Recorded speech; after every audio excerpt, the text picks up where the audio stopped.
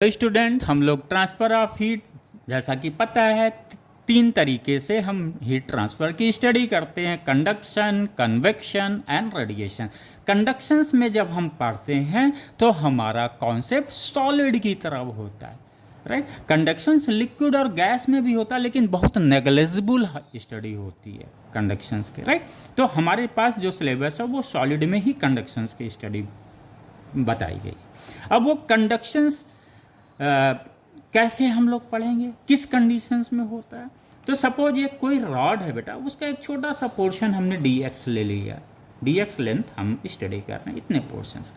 तो स्टेट क्या होता है, दो तरह के स्टेट होते हैं।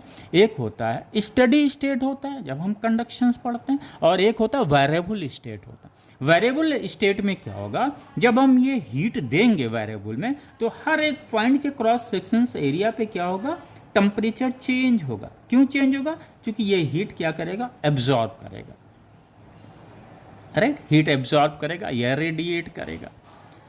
तो हर एक क्रॉस सेक्शंस पे टेम्परेचर क्या होगा, चेंज होगा। इस कंडीशंस को हम क्या बोलते हैं, वेरिएबल कंडीशंस बोलते हैं। और उस कंडीशंस में जो हमारा कंडक्शंस की हम स्टडी करते हैं, रेट ऑफ कंडक्शंस ऑफ हीट का, वो पॉसिबल नहीं है। ये फार्मूला सिर्फ और सिर्फ तभी पॉसिबल है जब हम हीट सप्लाई करते हैं और हर एक पॉइंट के क्रॉस सेक्शंस एरिया का जो टेम्परेचर होता है वो अनचेंज होता है, सेम रहता है, तब जाके हम रेट ऑफ कंडक्शंस ऑफ हीट की स्टडी करते हैं।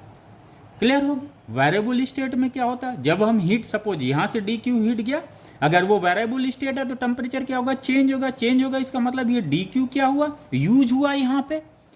जबकि स्टडी स्टेट में क्या होगा, जितना हीट यहाँ इन करेगा उतनी हीट इतना यहाँ से आउट करेगा। सपोज डी क्यू हीट इस फेज से इन किया तो डी क्यू हीट ही क्या करेगा, उस फेज से आउट होगा। तब भी ये स्टडी स्टेट माना जाता है। और ये कंपटीशन में बच्चों बहुत ही इंपॉर्टेंट है। हम कहाँ कंफ्यूज करते हैं, क्रॉस सेक्शंस एरिया पे कंफ्यूज करते हैं। तो हमेशा क्रॉस सेक्शंस एरिया जो आपको लेना है, वो जो सबसे हॉट है, गर्म फेज है, जैसे T1 सपोज क्या है, गर्म है, तभी तो हाई टेम्परेचर से लो टेम्परेचर की तरफ जा रहा है, यानी T1 is greater than T2।